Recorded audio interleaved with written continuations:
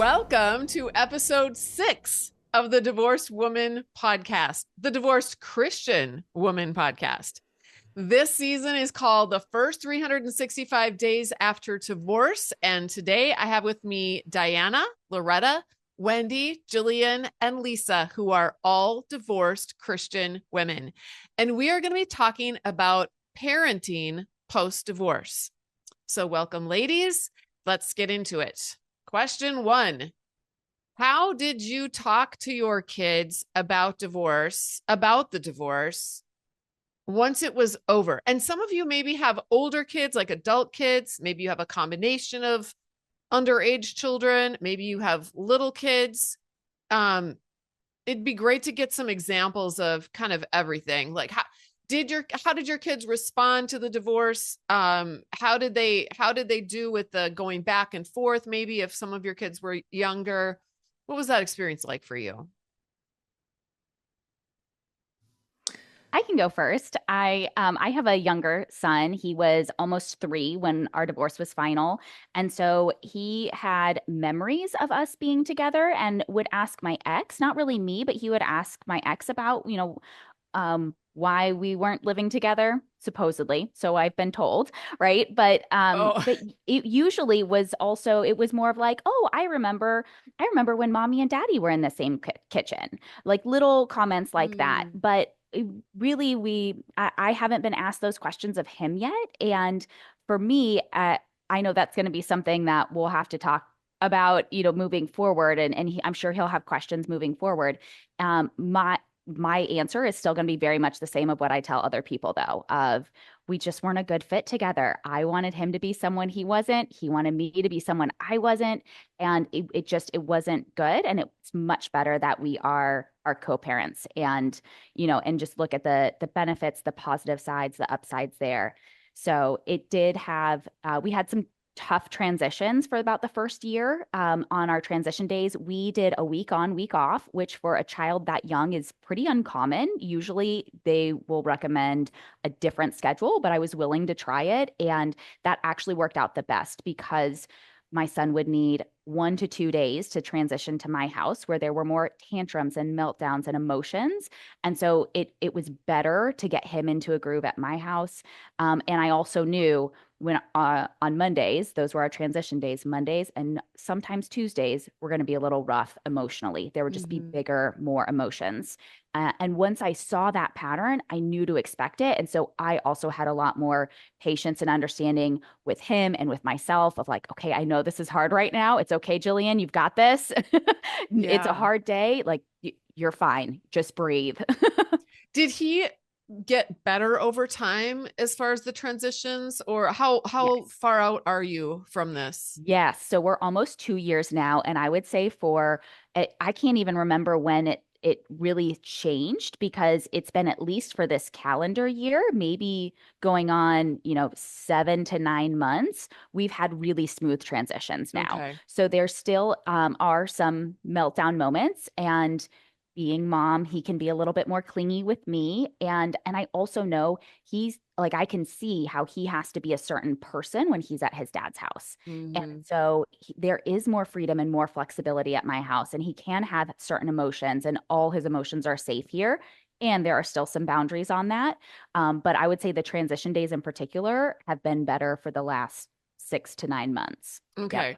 Yeah, just to give hope to some people who feel like, oh my gosh, is it going to be like this and have I completely Right. destroyed my child, Right. Yeah. No, Yeah. it doesn't last forever. It does get better. Yeah. I want to jump in here too and say, Mike, I was just sitting down and eating dinner with my kids the other day. We eat dinner. I still have 4 kids that are still at home. And it's just, mom and the 4 kids. We're sitting down and eating. And I looked around and I said, because my kids have gone through 2 divorces. Their mom has been divorced twice. And I said, how are you guys doing? Like, do you ever stop? Like, here we are, we're sitting down eating. We don't have a traditional family. It's just mom and then the kids. What do you guys think about that? Does that ever cross your mind? And my daughter goes, Mom, most families are like this. What are you talking about? And so none of them, they all thought that I was like weird for thinking that. But also, they're, almost 8 years out from, and really almost 12 years out from actually when I was separated from their dad. So they don't have a lot of memories of what traditional family might have looked like. Although we did have a traditional family for about 7 years in my second marriage.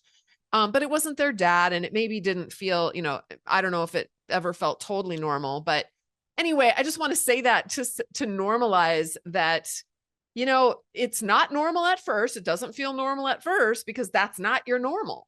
But when you start getting years under your belt, it becomes your normal. And everyone adjusts. And everyone, if you go into it with that attitude of like, we're going to be okay. And there's nothing wrong here. This is just how some families are, and families are all different. I think that helps people. It helps the kids feel a little more stabilized in their nervous system. And also, I think it gives them less judgment on other families who look different from the traditional mom, dad. Because I was very judgmental of families who didn't have a mom and a dad and, two kids, right? If it was the family was too big, that was weird. If one of the parents was missing, that was weird. If they had the baby out of wedlock, that was weird. And everybody else was weird, except for the families with the mom, the dad, and two kids, maybe three kids. Yeah. Okay. Anybody else? What about middle school kids? Does anyone have any like middle school or junior high, high school kids? Loretta? Yeah. So at the time that I filed, I had 10 to 15 four boys. Oh, wow. And so the older ones, and I come deep spiritual legalist home. So when they would go to their dads, like there was a lot of scripture being spoken about how things should be and those kinds of things. So I would take a lot of incoming of them trying to sort through that triangulation. And what I found was the two older ones were a little more steeped in that. And so I had to have a lot of those conversations. And then the younger ones, like the third one, kind of the scapegoat, he was just like, yes, I can now join swim club and I can go fishing and hunting and wheeling and all these things I couldn't do before. So I had the gamut, right? And some that talked more openly with me, like I don't know how to have a relationship with him. Do I even want to? And then the older ones who were telling me how I should be doing it, right? And that I should get back together and they should, right, all of that stuff. But what I gauged it by, the progress, I used to walk into my counselor's office and I would say, my life looks like a Maury Povich show. How did I get here? I mean, I had CPS on my door because I told my son, you're now free to talk to anyone you want to process this. If it's not me, you can talk to a pastor, you can talk to whoever. So he goes and shares some things that, it got a little sketchy in my home when I stopped walking on eggshells. And as he shares, this pastor thought he needed to, to tell someone he's like required reporter. Yeah. And so I happened to come home and knocking on the door was a police officer. So so into my counselor, I go, how is this my life? Like, really, how is this my life? I was the homeschool mom, had it together, I had a really great Christmas card, all this stuff, right? But so after the divorce, I told my counselor, I'm like, okay, I think I've graduated. I'm getting my diploma. I'll call you if I need you. Well, then, as things progress and life happens with kids and teenage boys, I called them back up and asked if I could go into the master's program. And now I go in for what I call a tune-up. So when things come up, and the great thing I want to tell every mom out there is, especially if you have teenagers, not every problem your teenagers are having is because of your marital status. Yes. Like, it's just not. Yes. And it's not even so much about your ex or what they did or didn't do. Sometimes kids, and I try to tell myself and think back to how I was when I was a teenager. One of my kids is a little ADD and my oldest one's a little more out there. And I think that was me. Like at that age, I was that immature in my brain. Like I get it, right?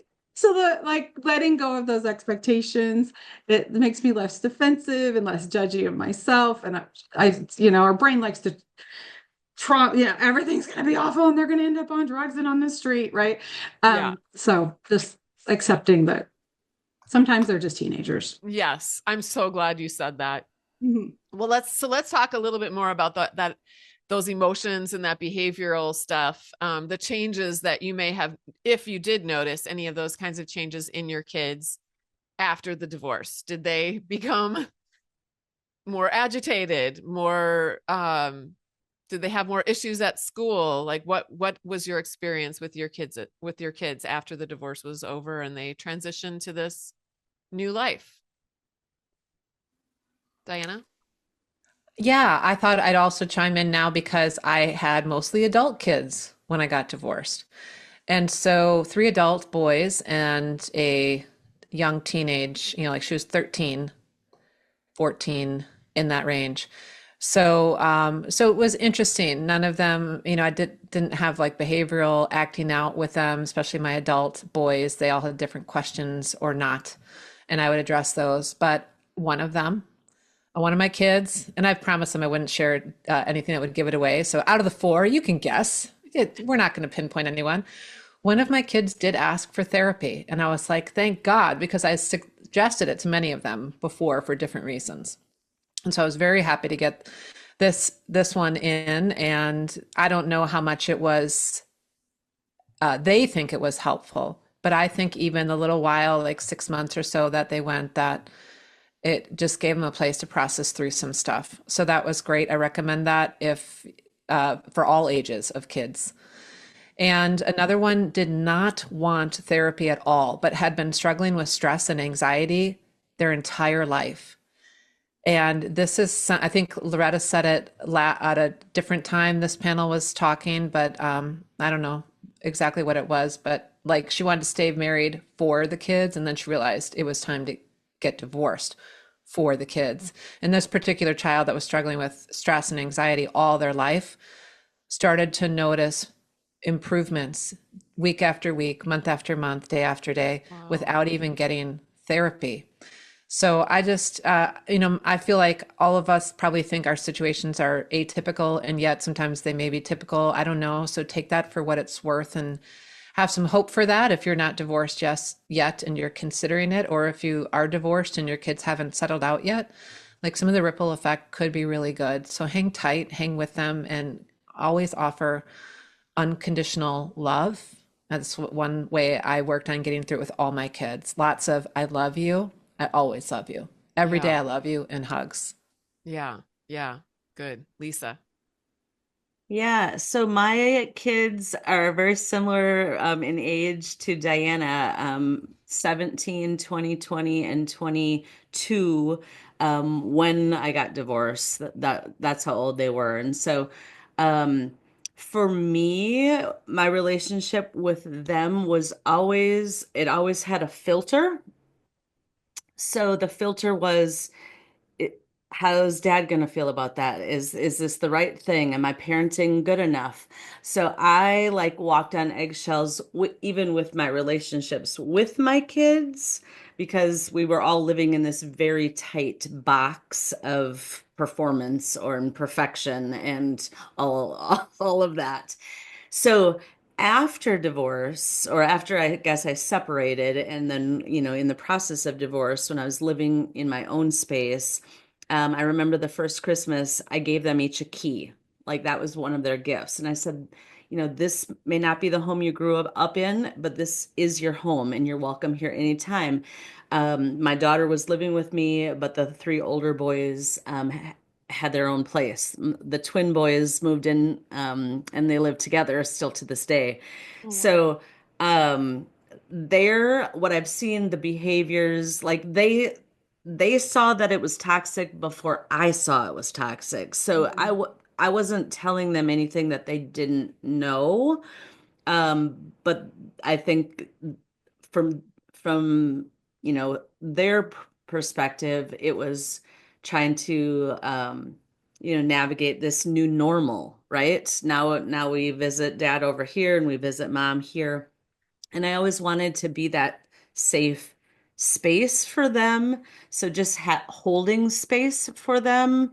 One of them and myself, we're in therapy, and that's been very helpful because anxiety, depression, that all kind of is a real natural side gig for the kids in those relationships in the marriage, in the families that have such emotional dysregulation going on all the Yeah. time.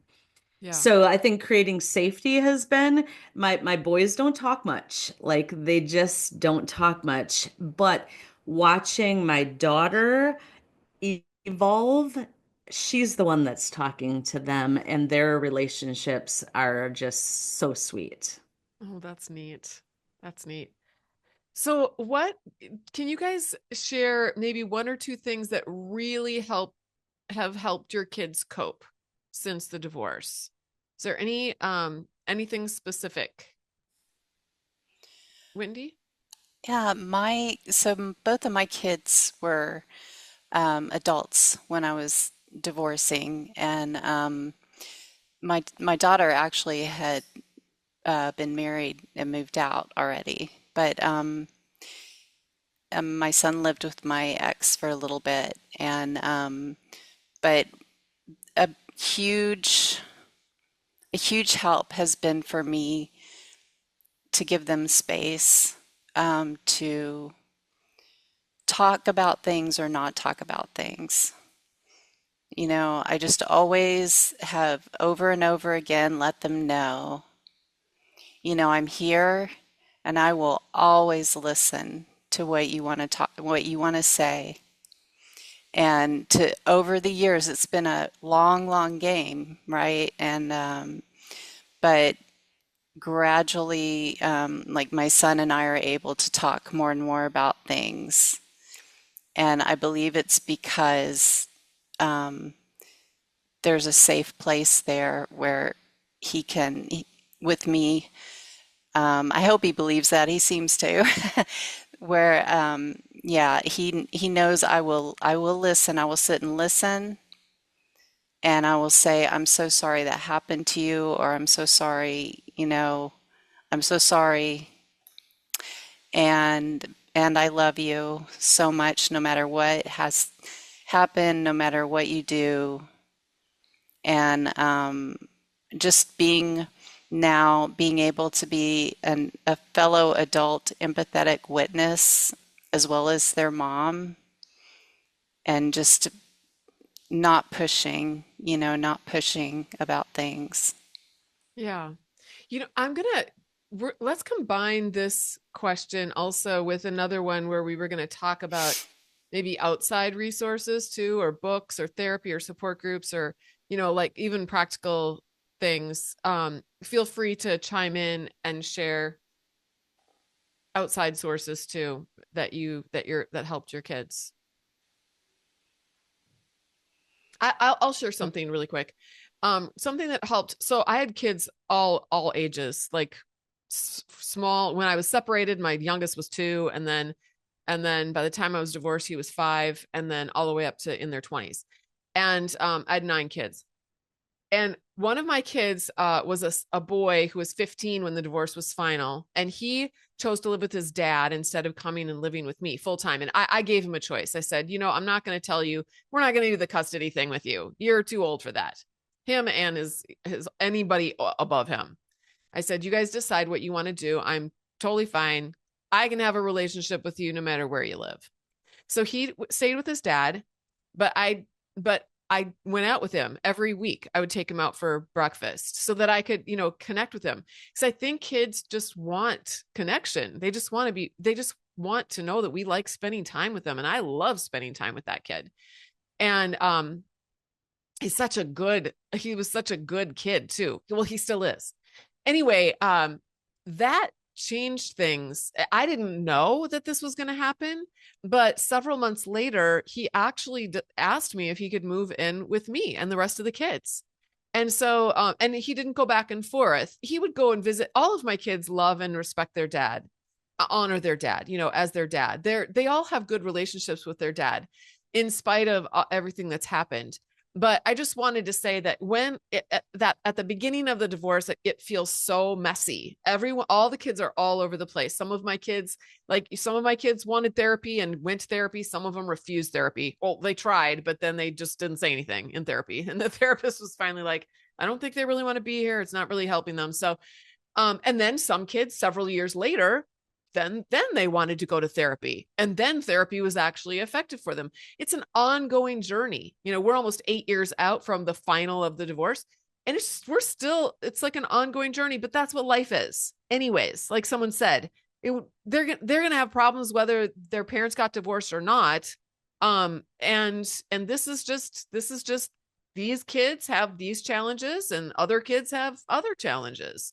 So I think normalizing the messiness of it too. If I would have known that at the beginning, if I would have had hope that there could be, you know, healing, that my kids would grow, that they would be badass by the time, you know, like I'm looking at them, they are a million times further ahead in their emotional intelligence development than I was at their age, in their self-awareness, in their understanding of where other people are coming from, in their compassion. So I'm for all of those reasons, I'm, you know, I have no regrets. Anybody else have any other resources or things that they did that really helped their kids? Loretta? Yes. So I think I don't have specific this book or that book, although you have a ton in Flying Higher, but it was more like the concept that, like my counselor said to me, most people go through this journey at 30 or 40 years old, figuring out their relationship with their parents when they have kids, whether it's, but whether their parents stayed married or not, right? We kind of all went through that journey of sorting it out. And the sooner your kids are able to figure things out with both of their parents, the further along they're going to be. They're just going to have a head start.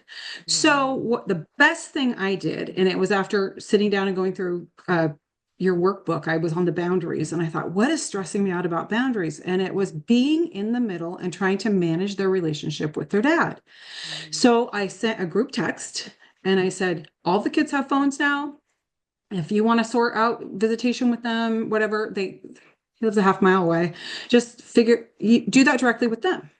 And they tried to, I had to leave the house a couple of times and just not be around for that transition. So, because I knew it would always try to come back on me. And it was the best thing I did, because then what came out of that, as I look back, and when you're in the middle of it, you can't see the progress. You cannot see it until later. So that's what I want to tell you. But we have had, and I wrote this down, each kid came to me at a different time needing to learn the lesson of boundaries. They were being triangulated a lot. You know, I was no longer the one managing it. So he grabbed another one to parentify, right? And then he would move on to the next one. And so as they would come at me, I would get this explosion of emotion.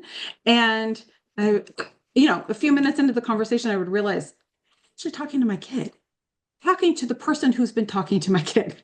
And they were trying to make them a conduit to arguing with me, right? Yeah. Usually about the Bible and what the Bible said, and that I should stay married and all of that. So I said, this is not your job. You should not be in this position. These are adult things. You should not be in the middle. I will not engage in this. I'm not going to talk to you about it, but this is how you set a boundary. But he'll get mad. Okay, that's okay. He's mad all the time anyway, right? Well, yeah. Okay. So we learned about boundaries. You talked about concentric circles before. That was the best thing, because one of them came to me and says, I don't even know if I want to have a relationship with him. And I said, that's okay. You can sort it out. And then I pulled out a piece of paper. I drew the concentric circles. I was able to even use that in explaining. I used to tell Dad all these details. He was my best friend. He was supposed to be. And then it would come back on me and he would hurt me and break my trust. So he moved further out in the circles to where I couldn't even talk about the weather with him sometimes, because it would come back on me. So you need to learn where maybe your relationship with them is only playing the guitar with him, or it's only going to a game, or whatever that looks like. It doesn't have to be a specific thing. So we had those conversations, and they can use that in life with a boss, with friends, with girlfriends, whatever that is, right? And then, really giving them permission to have a different type of relationship with different people, and that you can forgive somebody without having to be close to them. We were able to have those conversations, but it was through over the course of years, right? So you can't see it. Can't emphasize that enough. But the Yes. healthier I got, the more knowledge I got, the less defensive I got, and allowed these conversations to even happen. Yeah. And Oh, that's so gave good. me the tools to help them when they came to me. Yeah, that's amazing. Okay, Yeah, I have one of one. the go oh, ahead, Lisa. I just have one more thing that I wanted to add, and that is, I think when you're going through the divorce, like it's almost as if, you're so consumed with your own journey and your own pain and, trying to put your own boundaries up. And I remember with each of my kids post-divorce, I asked God to give me like the opportunity to have the conversation. And I just said to them, I said, I we've all gone through this kind of war of sorts, and we're on the other side. And I said, I was so consumed with my own feelings and my own hurt and my own processes that I know that I didn't have even the brain capacity to really understand how this affected you. Yeah. And I want to know, are there things that, you really hated that you're still stewing about? Like, tell me, I'm here. I want to hear it. Even if you think it's going to hurt my feelings, I want to hear it. Hmm. But I would have had really hurt feelings in the midst of it. Like I wasn't at a spot that I could have handled it. It would have crushed me if they would have Yeah. said something mean to me.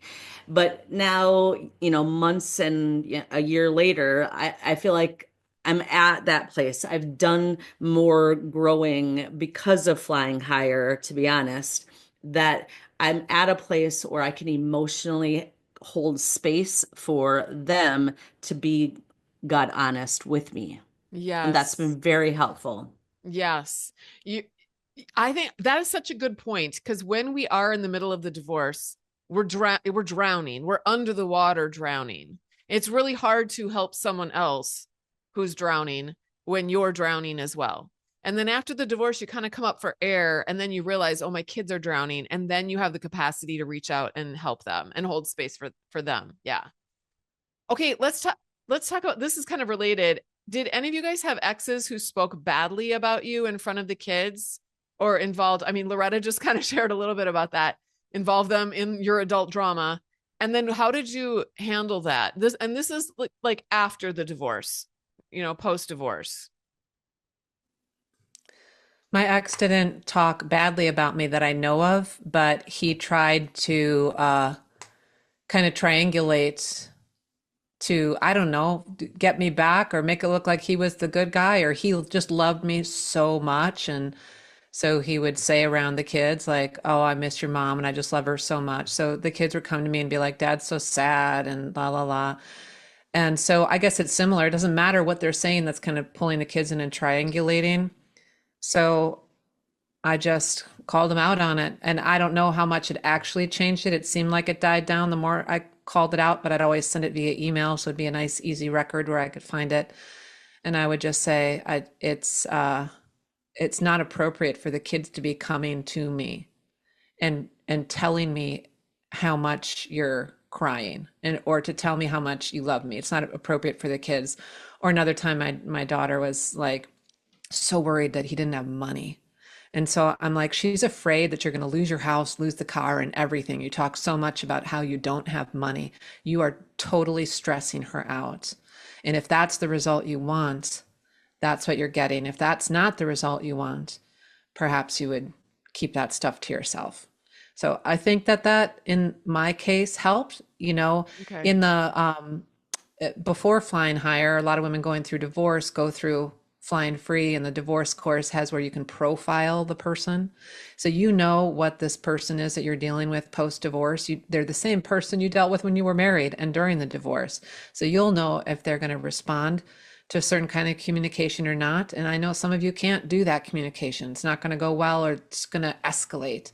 Yeah. Then you just have honest conversations with your kids. So I've done that too, where I'm just like, I know that your dad's saying this, but the truth is he's an adult and he can take responsibility for his own life, his own relationships, his own money, and whatever. That's not actually yours to worry about. He has the Yeah. ability to go make more money or all these other things, and he's not. I don't know why.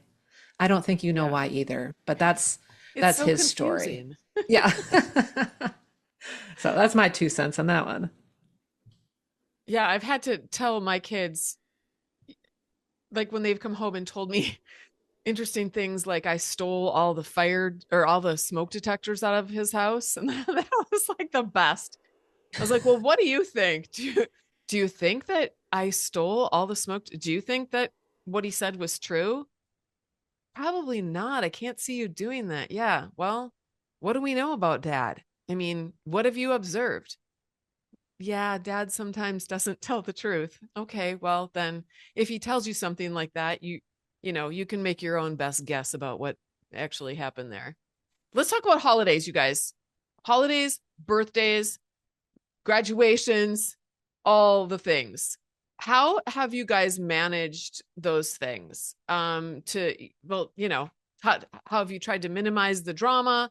How have you tried to deal with your kids and their emotions about it? Because everything changes. Christmas changes. And you maybe had, like we did, specific traditions we did every year on the clock.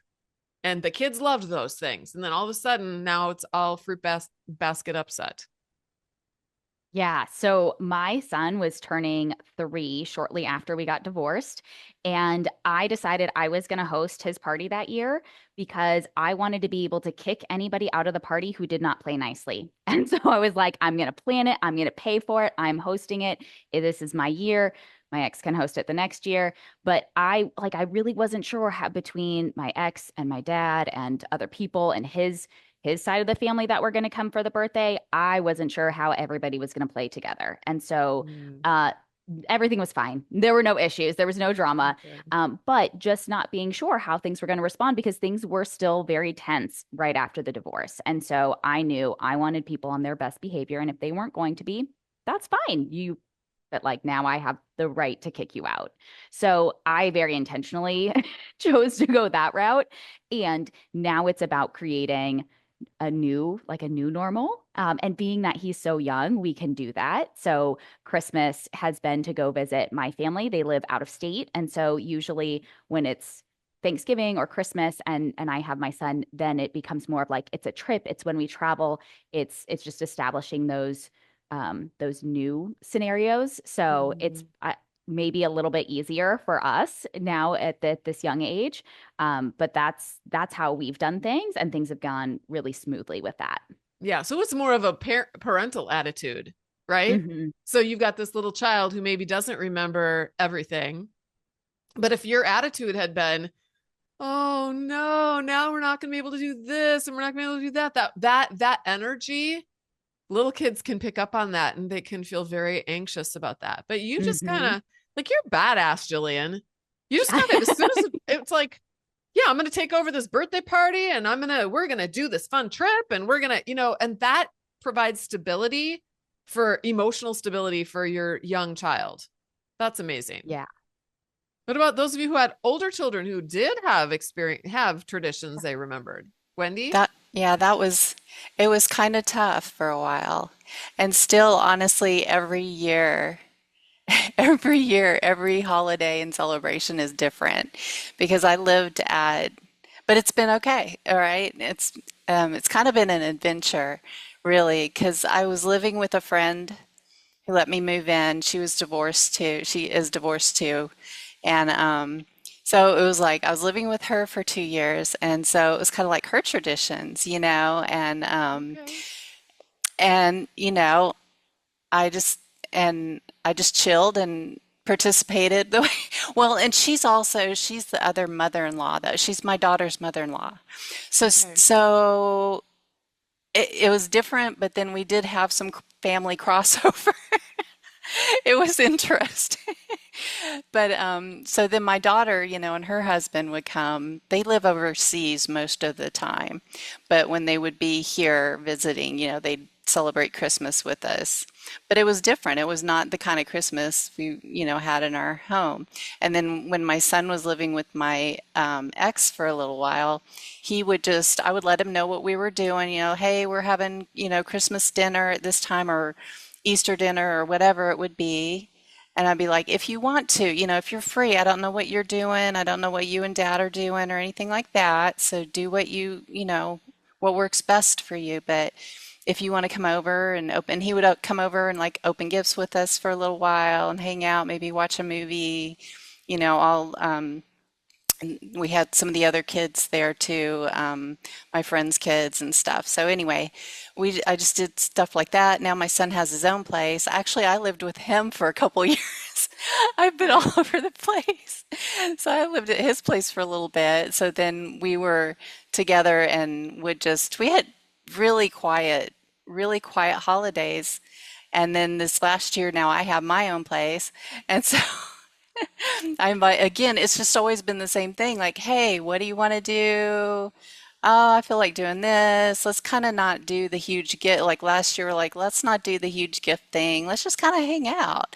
And he came over to my place and we made terrariums. Like I had these jars and I got all this stuff, not your typical Christmas thing. But I was like, you want to make terrariums? And he was like, yeah, I've always wanted to do that.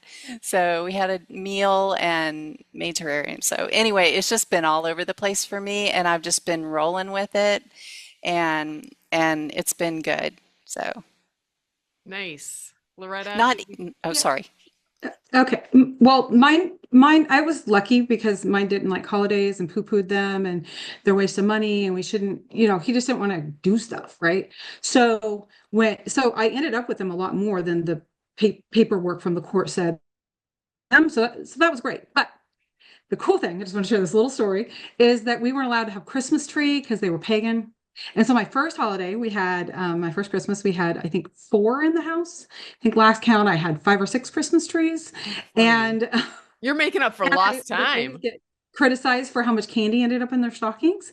And so the first year, I mean, it was like, they were very full of sugar. Let's just put it that way. It was just this kind of, we could breathe, and it was great. And so it was just a fun little story about the freedom that came with being able to do it on our own. Yeah. I think when you think about traditions, the thing that we love about traditions is that they bring us together. And that can change. And even families who, I think we have to remind ourselves that families that don't have divorce in them also change traditions over time because kids get older and don't want to do the things that you did when they were younger.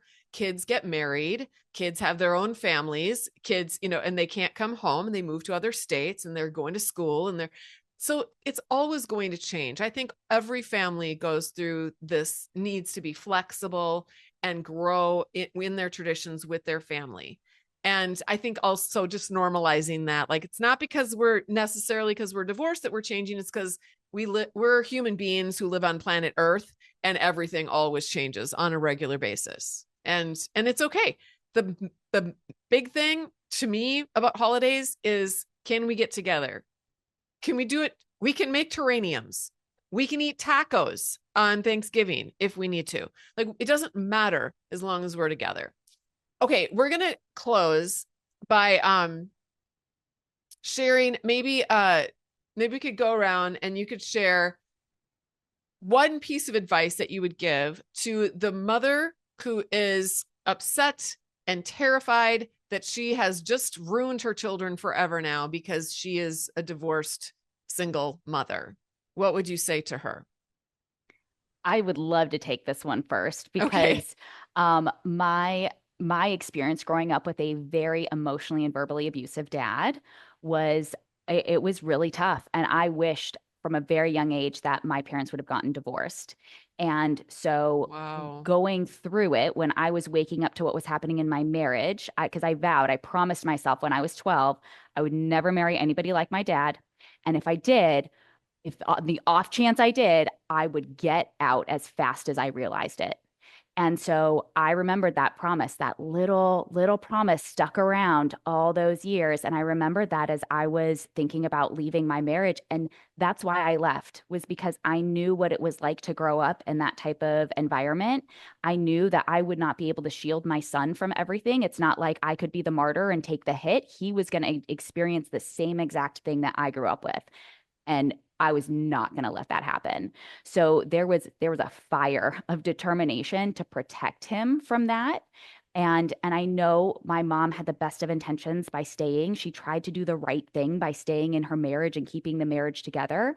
And for us, it did more harm than good.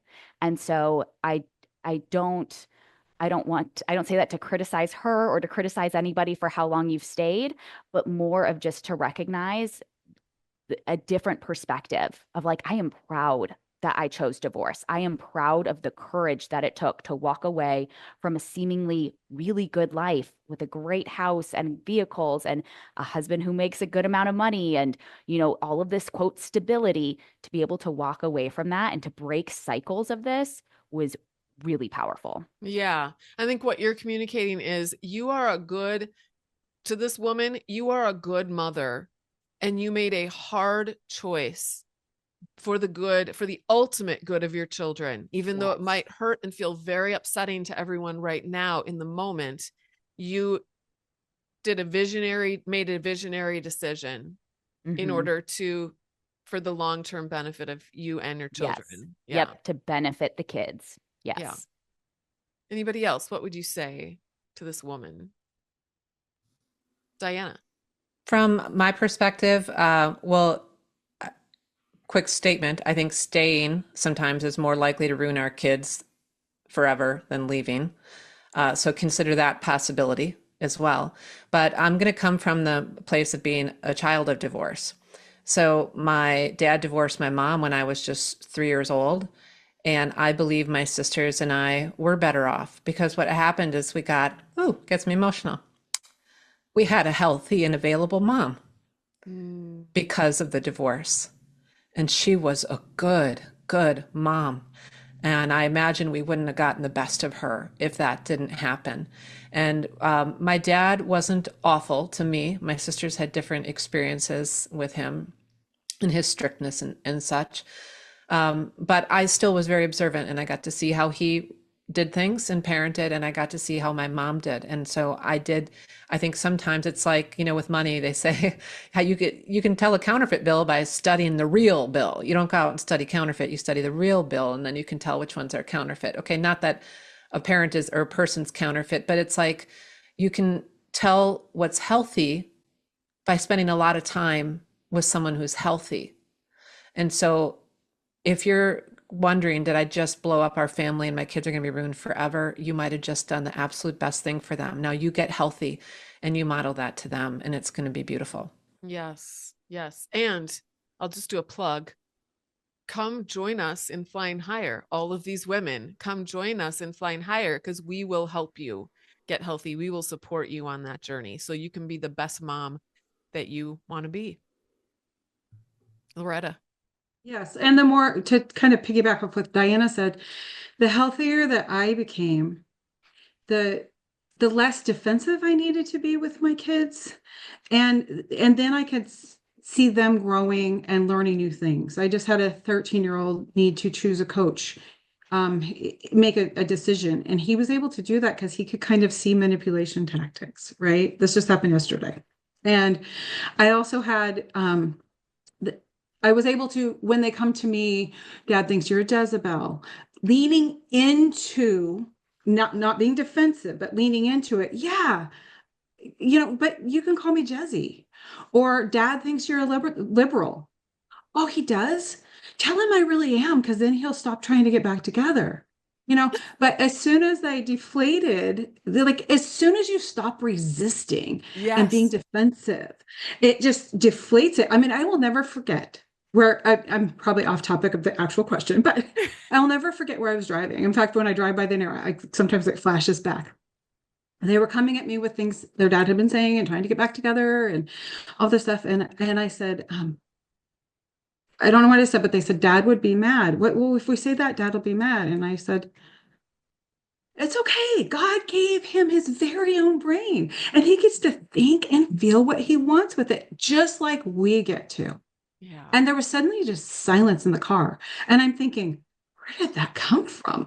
And it was from being immersed in your program, Natalie, and all the podcasts. But I took that on. It was a shift in my brain, a belief to allow other people to have their feelings. And also, I find myself trying to manage my kids' emotions, and even just had a counseling session about it. When my kids are sad, I have a really hard time with it. I have to try to make them happy. And it's like being able to allow them, they're having a human experience, they're teenagers, they're going to be there for them, but I don't have to fix it. They're allowed to have those emotions. And for me to get healthy that way, I had my son who had a party. He no-showed. It was a miscommunication, but I changed it. I redid it. I coached myself. Who am I going to show up as? Love. My other son was looking at me, watching me prepare this dinner for a kid who was unkind to me. And he says, "You're a really good mom." And I'm like, what? He says, "Why would you do this? He wasn't nice to you." And I was able to tell him, I'm going to show up how I want to be in my heart, because it has nothing to do with anyone else. I have to live with me and how I show up. And you get to do the same thing. So anyway, you get those little wins in the middle of beating yourself up all the time, which really sustain you, right? So beautiful. Thank you for sharing that. Lisa? Yeah. So I think, it's hard to see when you're in the middle of it, even post-divorce. I think, like, I remember just battling back and forth. Maybe it wasn't that bad. Maybe I made the wrong decision. You kind of second guess yourself, and you gaslight yourself again because, he was normal during this, that, the other thing with the kids. And so I think to give yourself the grace and respect that you really deserve. It's something that I don't think I did. Maybe I thought I was, but now looking back at how I felt about myself, I didn't respect the girl with my name. And now that's my job. That's my job, is to think about her first, because when I'm thinking of her first, it's not selfish, but it's actually the best thing that I can do for my kids. Yes. Is honor and respect myself and my values and my needs and my wants and my desires. And I think your kids are going to feel that from you when you start showing up for yourself. Yes, that's right. Amen. All right, you guys, thank you so much for joining me for this episode. The last episode, we went around and these ladies all shared the work that they do. They all have jobs. They all have their own businesses or side gigs or big gigs or whatever. They all have things that they're doing to put food on their tables for their kids. And we don't have time to do that today. You can listen to the last episode 5, if you want to hear them talk about it. But I will for sure put their links to all of the beautiful things, the beautiful work that they're all putting into the world in the show notes. So be sure to check that out as well. Some of the things that they're doing might be something that you actually need in your life. Thank you so much for joining me, ladies. And for those of you who are listening, and until next time, fly higher.